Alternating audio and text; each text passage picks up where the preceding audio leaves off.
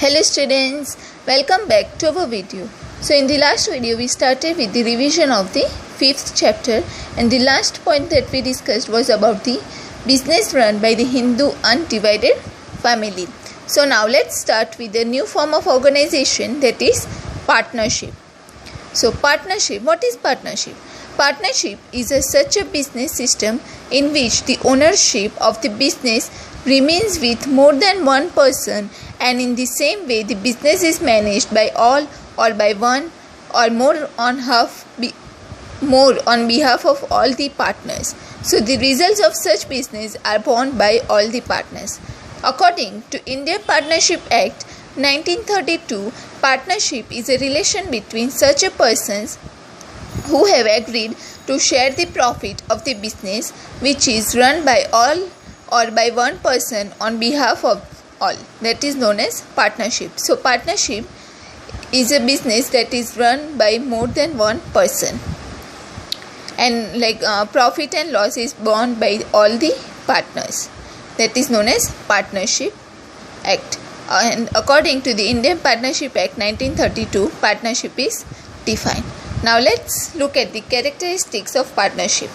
So in there, the first characteristic is relation by agreement. So partnership comes into existence by an agreement. This agreement can be written or oral.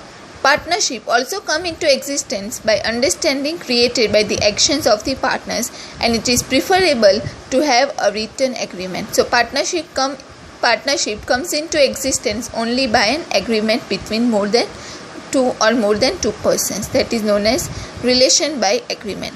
Then second characteristic is establishment procedure. So establishment procedure of partnership firm is a very simple, and one does not have to pass through the complex and long procedure of the law.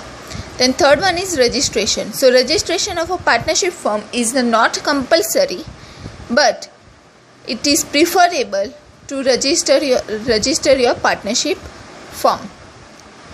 Then fourth is number of partners. So according to the Companies Act 2013, clause number 464, first of all, the number of partners in partnership firm cannot be more than 100 members. But now, as per the government decision, according to Companies Act year 2014, clause number 10, number of maximum partners in partnership firm is 50. So maximum partners in partnership firm can be 50. Then next is purpose. So the main purpose of the partnership firm is to carry out the lawful business activities to earn the profit, and with any activity without profit is not a partnership firm. Then the next characteristic is capital. So generally all the partners bring the capital or contribute to the capital. Then seventh is management. In a partnership firm, all the partners can manage the firm jointly. Then eighth characteristic is unlimited liability. Unlimited liability means if the business fund is insufficient to repay the debt or loan of the business, then their personal assets or personal properties can be sold out to repay that loan or debt. That is known as unlimited liability. So all the partners have an unlimited liability. The ninth one is transfer of ownership. So in a partnership firm, transfer of ownership is not possible without the permission or without the consent of all the partners.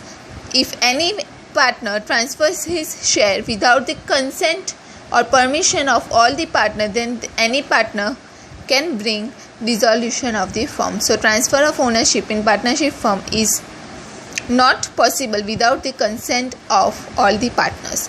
Then 10th one is legal status. So Indian Partnership Act 1932 clarifies that partners' right, duties, rules and registration of firm as well as the other provisions. And the last one is lifespan of the firm. Lifespan means how long the partnership can run. So the lifespan of partnership firm is limited. If any partner loses his mental balance or dies or is declared insolvent, then the partnership firm comes to an end. and the remaining partners with their mutual consent can distribute the share of such partner among themselves and admit a new partner. So in this way partnership comes to an end, but many times partnership firm does not dissolve. So these were the characteristics of partnership. Now let's look at the advantages. First advantage is easy and less expensive process of establishment. For starting partnership firm, one does not have to go through the complex and the long procedure. Then second one is efficient management. So in partnership firm, unlike sole proprietorship, the partnership firm gets benefits of the knowledge, skills, intelligence and experience of many partners, because different people have different knowledge, skills. So there are more than two people, so they can get the advantage of different knowledge, intelligence, skills, experience of many partners, so they can efficiently manage the partnership firm. Then third one is increase in goodwill or credit worthiness. So in this, it means that as every partner has unlimited liability, traders do not hesitate to sell goods on credit or lend finance to the firm, because their liability is unlimited. Their personal assets can be sold out for repayment of the loan. Then fourth one is more capital. As there are more than two persons for starting a partnership firm, more capital can be gathered, because every partner has to contribute to the capital. Then fifth is advantage of division of labor. The work is divided among the different partners according to their skills, knowledge, intelligence. So this is one of the advantage of division of labor. Then sixth one is proper decision.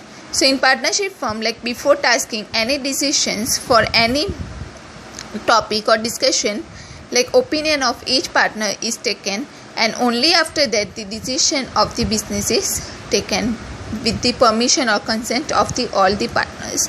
Then seventh advantage is flexibility. So in a partnership firm, voluntary agreement, partnership is a voluntary agreement. So in this agreement, required changes can be made easily. According to changing environment, the necessary changes can easily be made in the management and in the structure of the firm. Then eighth one is protection of the interest of minority. So here interest of the minority is always protected. One cannot take any decision without the consent of all the partners. And this way the protection of the interest of the minority is protected. The ninth one is direct relation with the customer. So in partnership firm, partnership can also change, can be easily made. That's why they can have a direct contact with the customers and employees. Then 10th one is decentralization of economic power.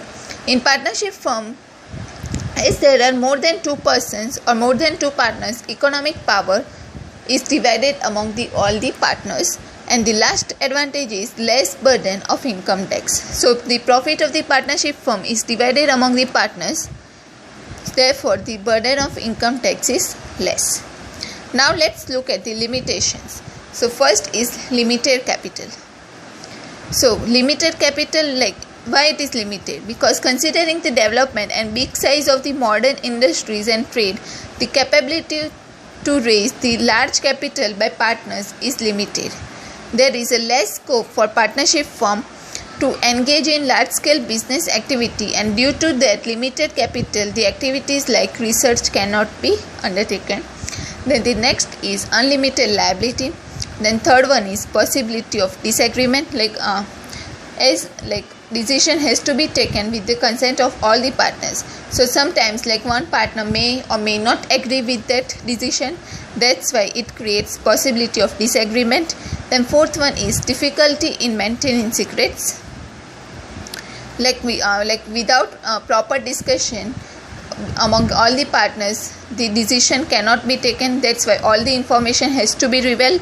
Therefore, there is difficulty in maintaining secrets. Then fifth one is difficulty in share transfer. We have discussed that the transfer of ownership is not possible without the consent of all the partners.